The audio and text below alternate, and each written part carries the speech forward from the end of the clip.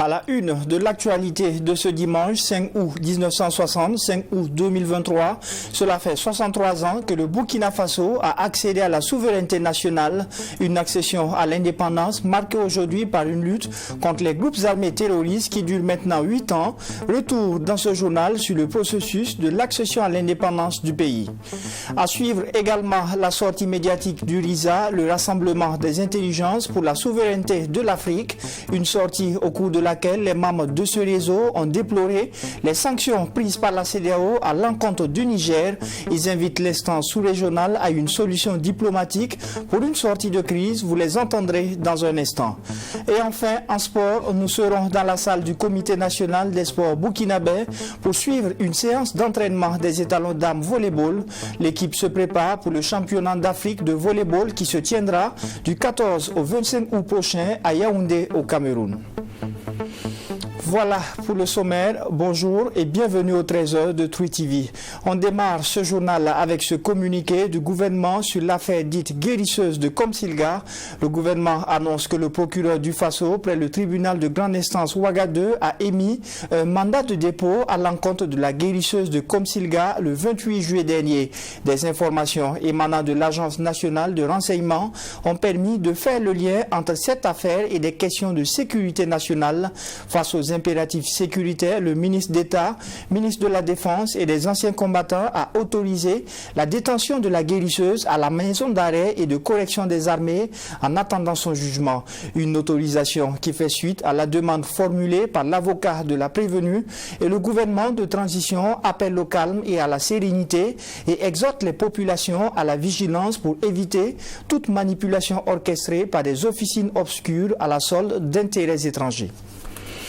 Et dans la suite de ce journal, de sa constitution en colonie à sa dissolution et reconstitution en 1947, le processus d'accession à l'indépendance de la Haute-Volta, aujourd'hui Burkina Faso, n'a pas été un fleuve tranquille.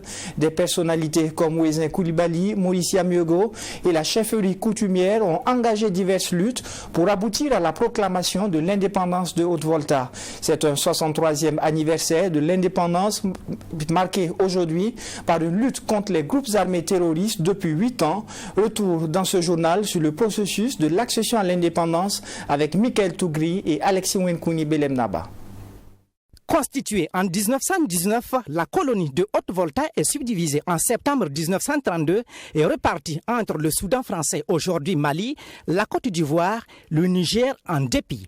Elle sera finalement reconstituée en 1947.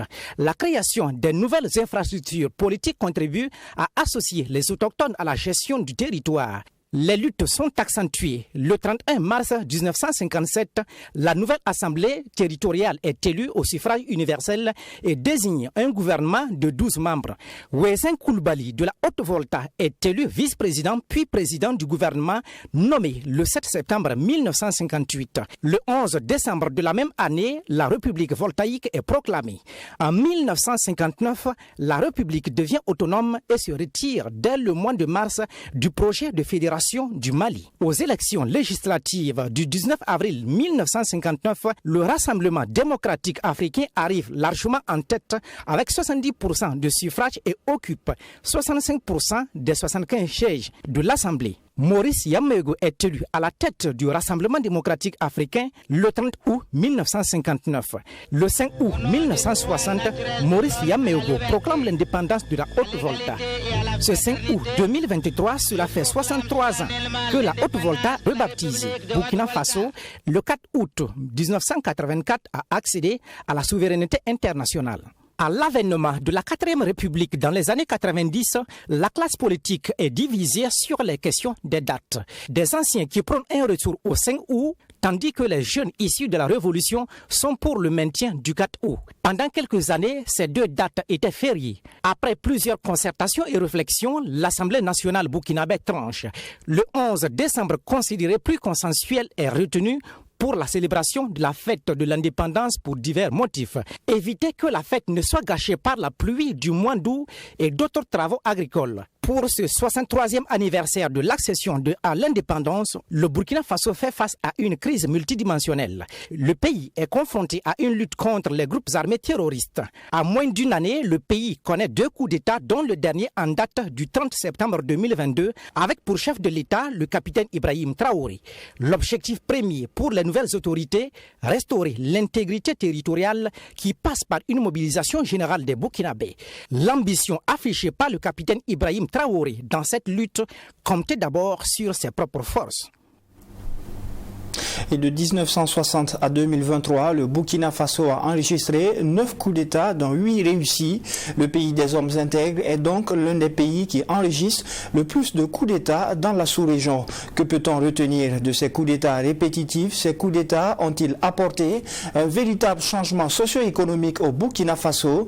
Eh bien, le président du Centre parlementaire africain et ancien ambassadeur Mélégué Traoré donne quelques éléments de réponse dans ce reportage signé Maxime Jean-Eudes Bambara. Avec 8 coups d'État réussis sur 9, le Burkina Faso est vraisemblablement le premier, sinon l'un des pays coutumiers des coups d'État dans la sous-région ouest africaine. De 1960 à 2023, le pays n'aura connu que 3 présidents civils sur les 9 qui se sont succédés au pouvoir. L'histoire politique du pays a été plus marquée par la gestion des militaires. Mais que retenir de l'impact des changements politiques sur le développement socio-économique du Burkina Faso? Pour l'ancien ambassadeur Mélégué Traoré, la question reste posée.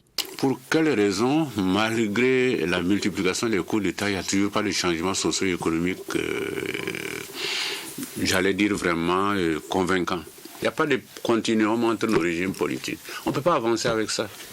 Personne ne peut imaginer sérieusement que ce n'est pas des coups d'État répétitifs qu'on va s'en sortir. Si on devait s'en sortir grâce aux coups d'État, si les coups d'État pouvaient sauver le Burkina et le développer, il y a longtemps que ça se saurait. Nous serions parmi les pays les plus développés maintenant d'Afrique. Pour ce dernier, le Burkina Faso a mal à son système et régime de gouvernance. Et la multiplication des coups d'État au Burkina Faso est la conjugaison de plusieurs facteurs. L'armée ne serait jamais arrivée au pouvoir en 1966 si ce n'était pas la pratique politique de la Première République, le style de gouvernance du premier chef de l'État. Et si la foule elle-même n'avait pas crié l'armée au pouvoir. En 1974, l'armée ne serait pas venue au pouvoir certainement sans la pratique aussi de la Deuxième République. C'est un certain style de gouvernance qui amène aussi un certain nombre de pratiques également qui amènent les militaires à vouloir investir le pouvoir. À en croire le président du Centre parlementaire africain, les Burkinabés et surtout les acteurs politiques doivent réfléchir sur le modèle du régime politique à mettre en place afin de mettre fin au coup d'État et amorcer un véritable développement du pays. On loue tellement la démocratie libérale qu'on ne voit pas les limites et les dérives de la démocratie libérale. Là aussi, c'est dérive. Et on n'a pas encore trouvé vraiment des systèmes, j'allais dire, endogènes. Des systèmes qui naissent de ce que nous sommes en tant que Burkinabés et Africains. La pensée endogène, c'est ce qu'il faut également, selon lui, au Burkina Faso et partant à l'Afrique pour affirmer son indépendance. Et même ceux qui pensent être les plus progressistes, très souvent, ils ne sont pas indépendants. Les modèles qu'on a eu les plus, qui ont été les plus affirmés ici, prenez le modèle de Thomas Sankara. Avec le recul, c'était formidable sur le plan de l'ambiance. Mais ce n'est pas sérieux de dire que c'était endogène. Vous savez très bien que beaucoup de choses qu'on faisait étaient copiées à l'extérieur. C'était le style cubain, c'était le style Corée du Nord. Il n'y a toujours pas chez les Africains des pensées endogènes véritables. Et c'est un de nos problèmes comme ça. Il n'y aura pas d'indépendance tant qu'il n'y aura pas ça. Pour parvenir à cette pensée endogène, il faut, selon l'ancien président de l'Assemblée nationale et ancien ministre de l'Enseignement supérieur, des hommes d'État visionnaires qui puissent mettre à contribution l'élite intellectuelle. Au compteur, ils sont plusieurs pays de la sous-région à avoir connu des coups d'État durant ces 3 dernières années, avec une économie en baisse à cause de l'inflation mondiale. Quelles peuvent donc être les conséquences économiques de l'instabilité politique de ces différents pays? Eh bien, dans cet élément de Mamidriana Kamabou, l'économiste et ancien fonctionnaire de la Banque mondiale, Dr Daouda Zouré, apporte lui aussi des éléments de réponse. Les coups d'État se succèdent en Afrique de l'Ouest. Le Mali août 2020 et mai 2021, la Guinée-Conakry septembre 2021, le Burkina Faso janvier 2022 et septembre de la même année et le Niger juillet 2023. En 3 ans, 4 présidents ouest-africains ont été renversés par des militaires. La raison évoquée par les auteurs de ces coups d'État est la malgouvernance des présidents déchus. Pour Dr Daouda Zouré, économiste et ancien fonctionnaire de la Banque mondiale, l'instabilité politique accentue la pauvreté avec des impacts sur la croissance économique. Selon toujours lui, cette instabilité politique retarde le pays de plusieurs années. Dans ses propos, l'économiste a aussi souligné l'impact sur l'indice de développement humain. Éducation, santé, qui amène la croissance de 2 chiffres et au bout de 20 ans, vous pouvez sortir de la pauvreté. C'est le principe. Et les dépenses militaires, par contre, ont un impact négatif. Et en temps de crise, donc, on a tendance à augmenter les dépenses militaires qui enfoncent encore le pays. C'est ça. C'est grave. Tout dans l'armement, ça ne va pas. On va dans le mur et il n'y a pas de vision. Et si on ne fait pas attention, on va vers l'effondrement. Déjà que toutes les politiques antérieures qui étaient mauvaises, nous sommes en train de récolter les résultats. Hein? C'est ça. Réfléchir à des nouvelles politiques, c'est ce que propose l'économiste Dr Daouda Zouré afin de rehausser l'économie. Les dirigeants actuels de ces pays doivent mettre en place des politiques économiques visant le développement du capital humain. Si on n'arrive pas à mettre ça en place, les vraies politiques à long terme, et mettre en place le maximum de ressources pour les secteurs sociaux, au moins 60%. On n'a pas besoin, si vous voyez les allocations budgétaires dans nos pays là, depuis 1980, moi j'ai fait une étude comparative avec mes étudiants sur les allocations budgétaires dans les pays de l'UEMOA et comparativement aux pays de l'Amérique latine. Ça ne se compare pas. Dr Zouré invite les pays d'Afrique de l'Ouest qui ont connu des coups d'État à mettre en place des politiques endogènes.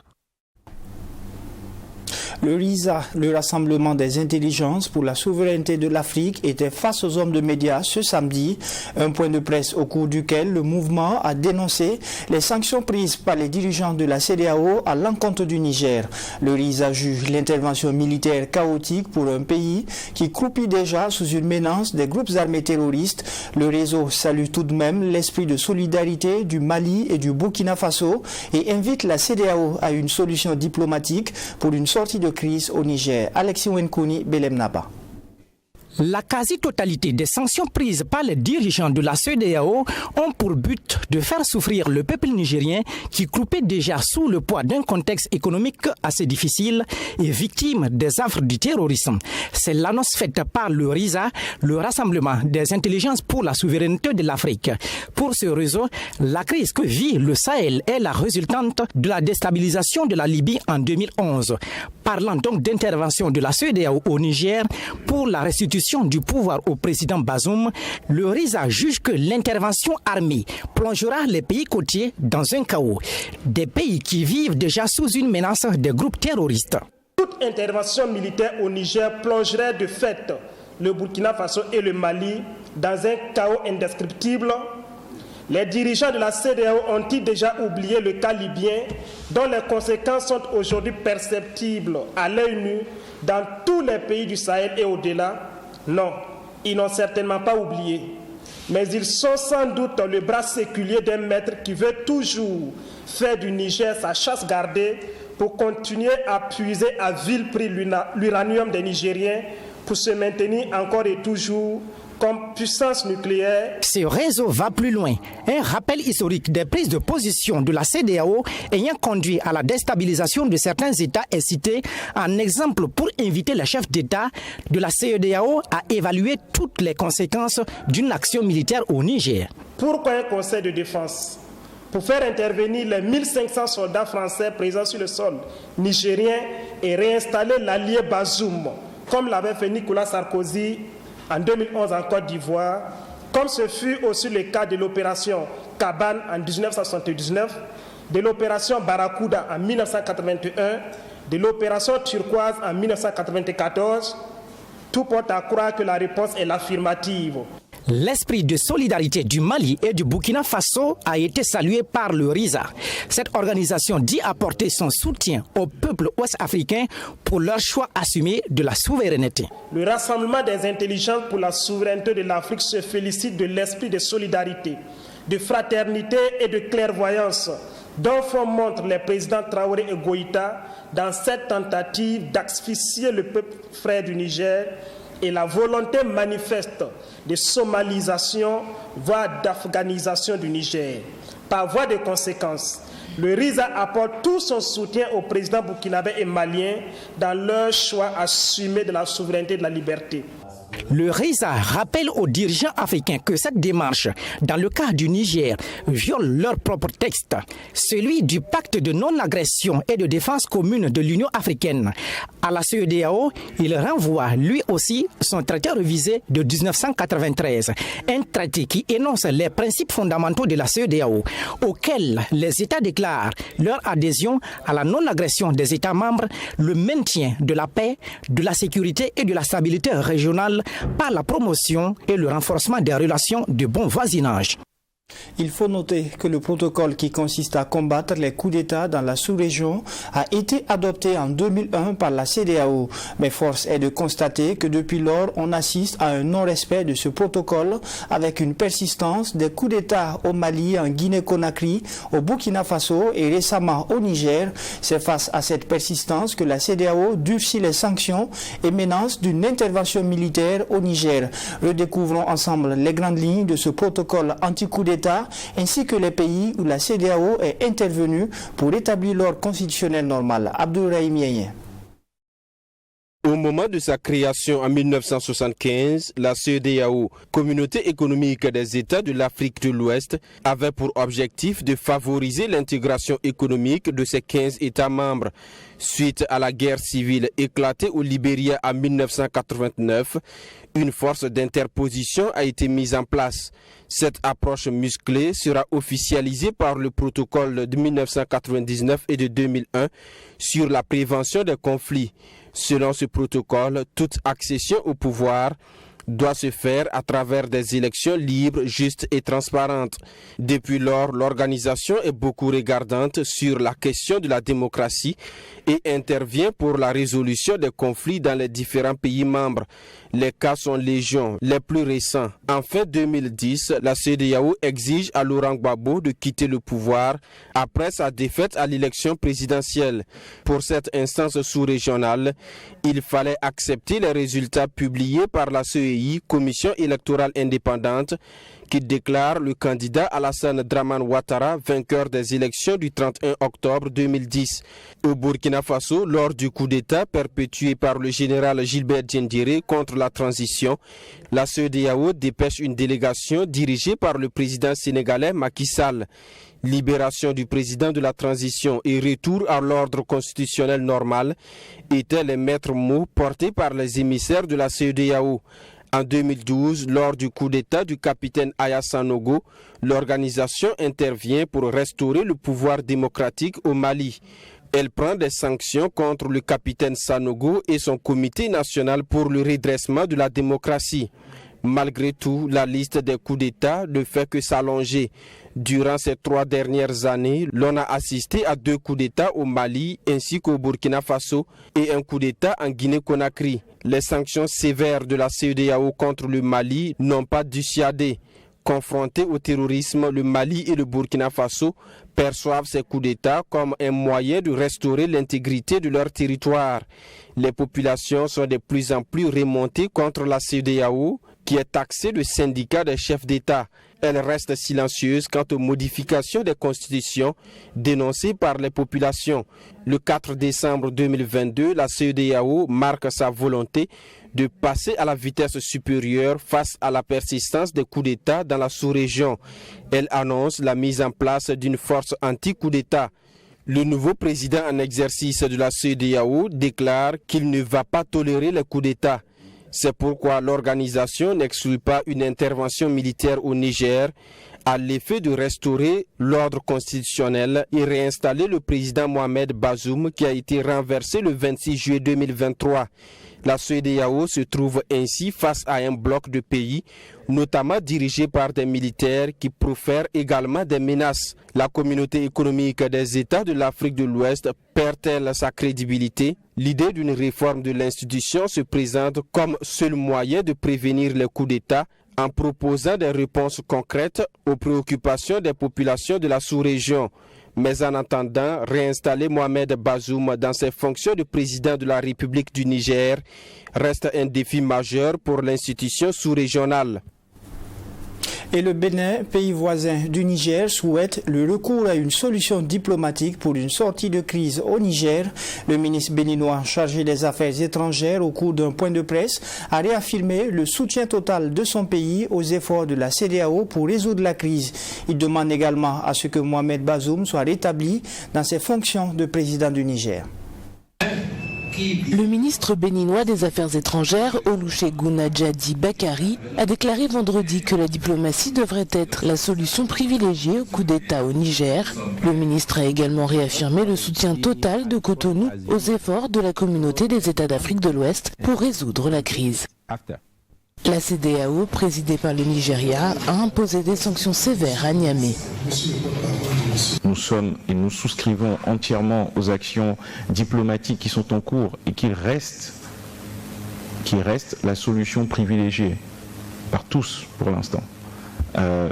Mais si demain, pour quelque raison que ce soit, quelque action que ferait la CEDEAO, le Bénin s'inscrirait entièrement en fait dans cette action en tant que membre de la CEDEAO. Malgré les sanctions, la CEDEAO a envoyé une délégation jeudi pour rencontrer les représentants militaires après que les soldats nigériens ont destitué le président élu Mohamed Bazoum le 26 juillet. Donc aujourd'hui, la seule chose qu'il faut retenir, c'est le président reconnu par la CEDEAO, l'Union africaine et toute la communauté internationale du Niger est le président Bazoum. Le président Bazoum aujourd'hui est dans une situation où il est pris en otage. Et ce que nous voulons, c'est qu'il soit réinstallé dans sa position de président du Niger. Plusieurs États d'Afrique de l'Ouest, dont le Sénégal, se sont engagés à envoyer des troupes en cas d'intervention de la CEDEAO. Les putschistes ont promis une riposte immédiate à toute agression extérieure. Et à quelques heures de la fin de l'ultimatum de la CEDEAO qui a défini les contours d'une éventuelle intervention militaire au Niger, le plan de l'intervention a été adopté lors d'une réunion des chefs d'état-major et hauts gradés des pays membres de la CEDEAO. Selon le plan, le Nigeria jouera un rôle de leader avec le dispositif le plus important. Les chefs militaires de plusieurs pays d'Afrique de l'Ouest se sont mis d'accord sur un plan pour une éventuelle intervention au Niger. Cette décision, prise lors d'un sommet extraordinaire organisé par les officiers, est intervenue à l'approche de la date butoir fixée aux militaires au pouvoir pour rétablir un régime militaire. Les chefs d'état-major et leurs équipes ont travaillé 24 heures sur 24 pour élaborer un concept d'opération en vue d'une éventuelle intervention militaire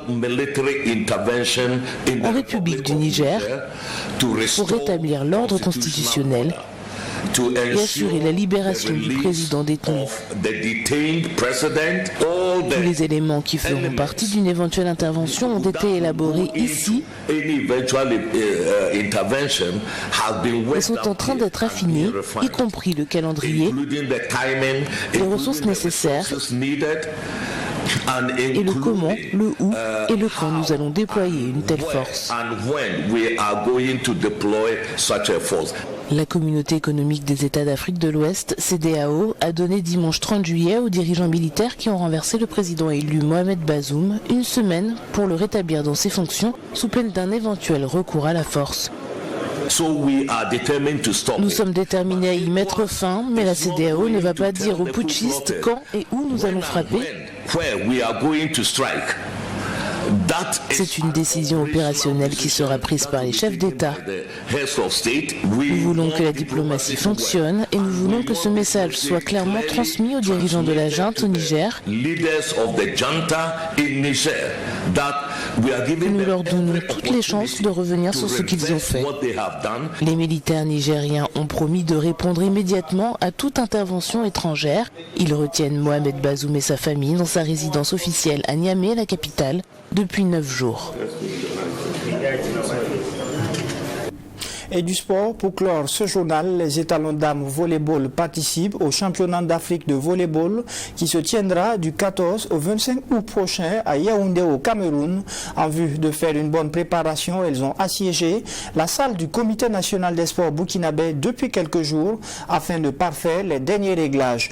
Le président de la fédération et les membres fédéraux sont allés assister à la séance d'entraînement afin d'encourager l'équipe. Ambiance avec Assami Tiemtori.